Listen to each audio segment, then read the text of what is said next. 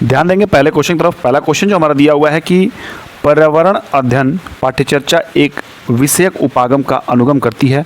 अब देखिए इस क्वेश्चन के आधार पे पहले ऑप्शन जो उसको सेलेक्ट करेंगे हम।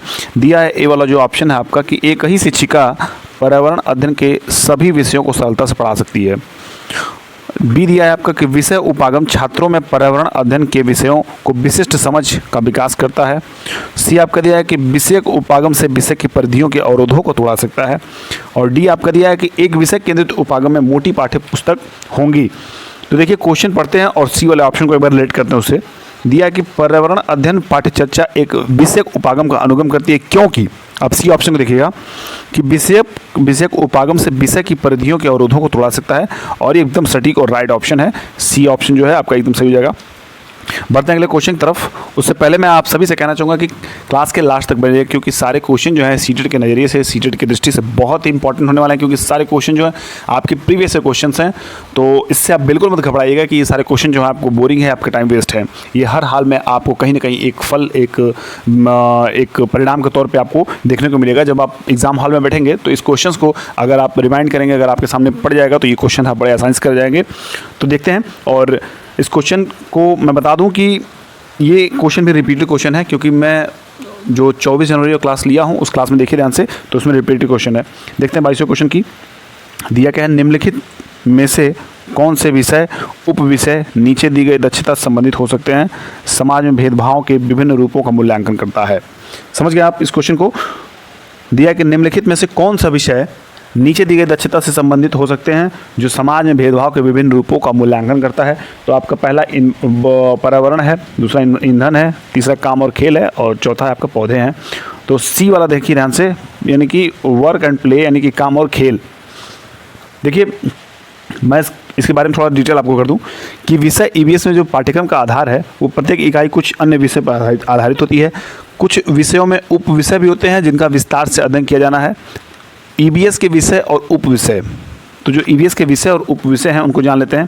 देखिए परिवार और दोस्त, ठीक है, ये आपके क्या हैं, विषय हैं। और इनके उप विषय समझिए, रिश्तों, कार्य और खेल, जानवरों, पौधे। फिर बात करते हैं विषय की, तो विषय में आपका भोजन आ जाएगा, आश्रय आ जाएगा, जल आ जाएगा, यात्रा करना आ जाएगा, वस्तुएं जो हम बनाते और करते हैं। तो ये इस तरह के जो आपके कुछ आपके विषय हैं और उप विषय हैं, तो इनको जरूर ध्यान रखिएगा, विषय और उप विषय में कन्फ्यूजन ना हो। यानी कि सब्जेक्ट के आपके जो सब्जेक्ट होंगे उनको आप उप विषय कह सकते हैं, और यहाँ विषय और उप विषय में थोड़ा सा डिफरेंस है जो मैं बताने का और समझाने का प्रयास किया हूँ। अगला क्वेश्चन 23 नंबर का दिया कि बीनू कक्षा 5 की पर्यावरण अध्ययन शिक्षिका छात्रों से उनके पड़ोस में जल की खपत तथा परिवार के आकार के बारे में सर्वेक्षण करने के लिए कहती है। इस क्रियाकलाप से कौन सी प्रक्रिया कौशल को प्रोत्साहित किया जाता है? तो इस क्वेश्चन को फिर से समझिएगा कि अगर कक्षा 5 की पर्यावरण अध्ययन शिक्षिका यानी कि टीचर है जो ईवीएस की, वो स्टूडेंट से कहती हैं कि पड़ोस में जल की खपत तथा परिवार के आकार के बारे में सर्वेक्षण करने कहती हैं, तो ये जो क्रियाकलाप यानी कि जो ये जितने कार्य हो रहे हैं, जो मैडम द्वारा जो बताए गए, जो शिक्षिका द्वारा बताए गए जो विद्यार्थियों को, और विद्यार्थी जिन कार्यों को करेंगे उस कौशल को क्या कहेंगे, इसको हमें बताना है। तो दिया है आपका प्रश्न करना, मापना, संप्रेषण यानी संवाद करना, परिणाम निकालना, और ई आपका है मॉडल बनाना एवं प्रयोग करना। तो देखिए इस आधार पे हम जो ऑप्शन दिया है कि ए बी सी डी, इसको हम सिलेक्ट करने का प्रयास करेंगे।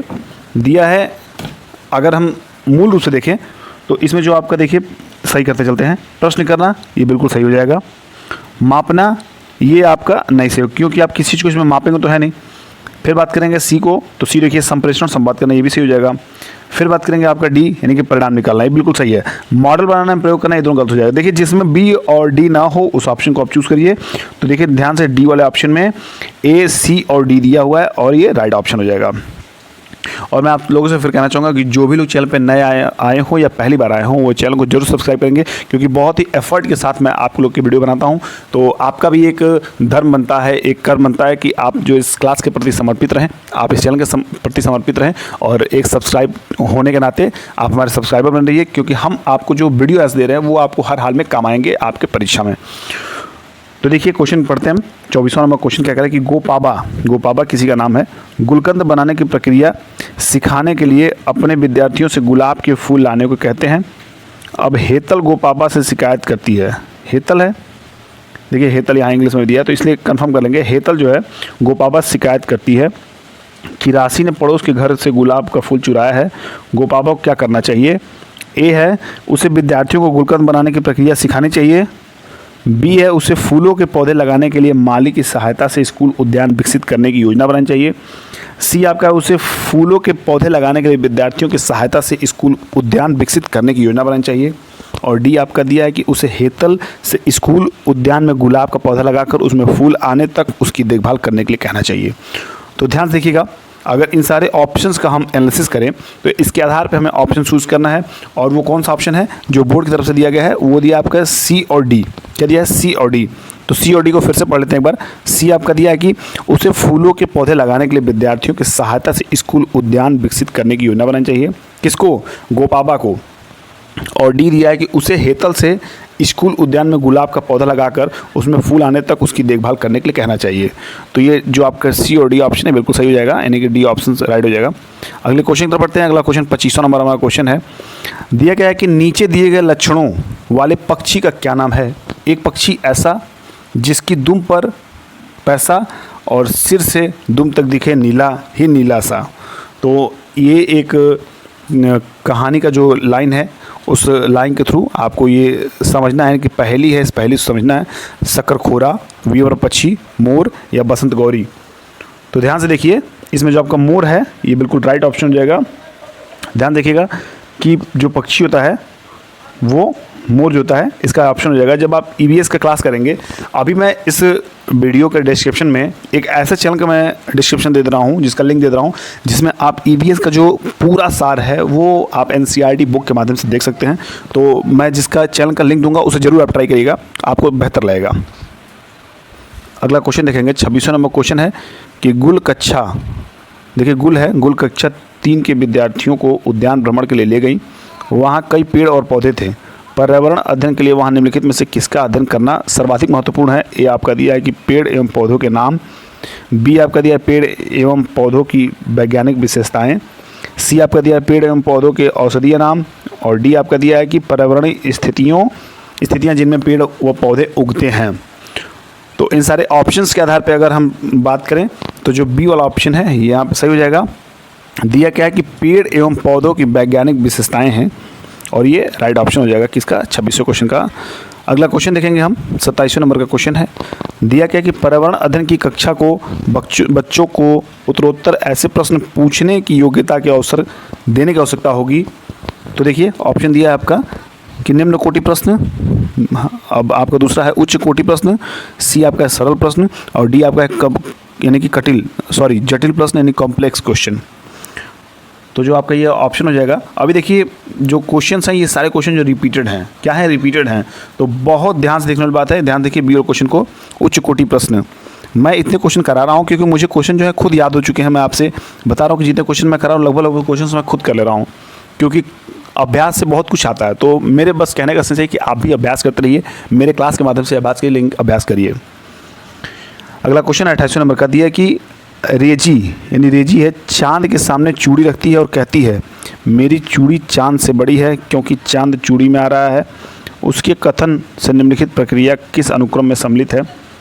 तुलना, तर्क, अवलोकन, निष्कर्ष। तो ये एक सीरीज में बैठानी, क्या सीरीज बैठाने की, ए पहले आएगा या बी पहले आएगा, सी आएगा, डी आएगा, तो उसके बाद कौन से क्रम आएंगे? तो ये क्रम हमें सेट करना है। तो ध्यान देखिए किसको? सी वाले ऑप्शन को, CABD यानी कि CABD। अगर सी आप देखेंगे तो सी आपका पहले नंबर पर हो गया, और ए आपका दूसरे नंबर पे हो गया, और बी आपका तीसरे नंबर पे, और डी आपका चौथे नंबर पे। तो इस तरह जो ऑप्शन है आपका सी बिल्कुल सही हो जाएगा। अगला क्वेश्चन देखेंगे, 29वां नंबर क्वेश्चन है। ये 29वां नंबर क्वेश्चन जो है आपका 20 जनवरी 2023 का जो है जो पेपर हुआ था सीटेट का, उसका जो क्वेश्चन है, ये तीसरा क्लास है 20 जनवरी का। तो देखते हैं क्वेश्चन को। दिया है कि सतत एवं समग्र मूल्यांकन प्रक्रिया के निम्नलिखित घटकों का सही अनुक्रम क्या होगा? ए आपका दिया है सतत अवलोकन, कक्षा शिक्षण, समीक्षा एवं नियोजन। बी आपका दिया है बच्चों को उपलब्ध कराए जाने वाले शिक्षण अधिगम अनुभवों की व्यापकता है। सी आपका दिया है शिक्षण अधिगम प्रक्रिया में निरंतर सुधार, और डी आपका दिया है अपेक्षित दक्षताओं के साथ विकास के स्तर का निर्धारण। तो उसी देखिए जैसे पिछला क्वेश्चन किए हैं उसी आधार पर हम इस क्वेश्चन करेंगे। इसमें हमें क्रम बताना है कि किस क्रम में ये सही बैठेगा, उसको हमें बताना है।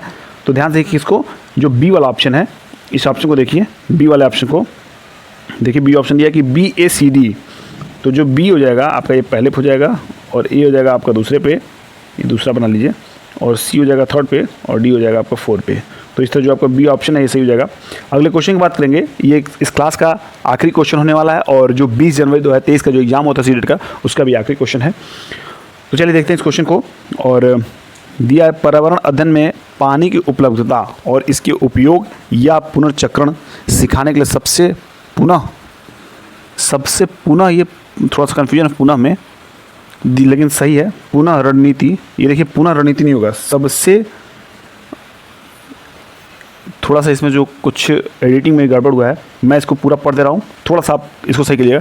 पर्यावरण अध्ययन में पानी की उपलब्धता और इसके पुनः उपयोग, किसमें, इसके यहाँ पे आपका आ जाएगा पुनः, इसके पुनः उपयोग जो ये है, पुनः उपयोग या पुनर्चक्रण सिखाने के लिए सबसे सटीक या सबसे उपयुक्त रणनीति। देखिए यहाँ दिया कि थोड़ा सा ऊपर नीचे हो गया, सबसे उपयुक्त रणनीति हो सकती है, क्या है, चर्चा, बी है परियोजनाएं एवं चर्चा, सी आपका साक्षात्कार, और डी आपका प्रयोग। तो देखिए क्या हो सकता है, ध्यान देखिए, जितनी परियोजनाएं हो सकती हैं उनको बनाइए, और जितने चर्चा हो सकते हैं इस पर आप करिए। ये सबसे बेस्ट ऑप्शन होंगे किसके लिए, पुनर्चक्रण के लिए। तो ये जो क्वेश्चन थे अब यहाँ समाप्त होते हैं, इस क्लास भी यहीं समाप्त होती है। और मुझे उम्मीद है कि आप अपने सारे क्वेश्चंस अपने क्लास आप रेगुलर कर रहे होंगे, रेगुलर बेसिस कर रहे होंगे, और इसी उम्मीद के साथ फिर आपसे विदा ले रहे हैं कि आप अपनी पढ़ाई बहुत अच्छे तरीके से कर रहे होंगे, आप पढ़ रहे होंगे, मस्त होंगे, स्वस्थ होंगे। और इसी के साथ हम आपसे विदा लेते हैं, फिर मिलते हैं अगले क्लास में, तब तक के लिए बाय बाय, टेक केयर।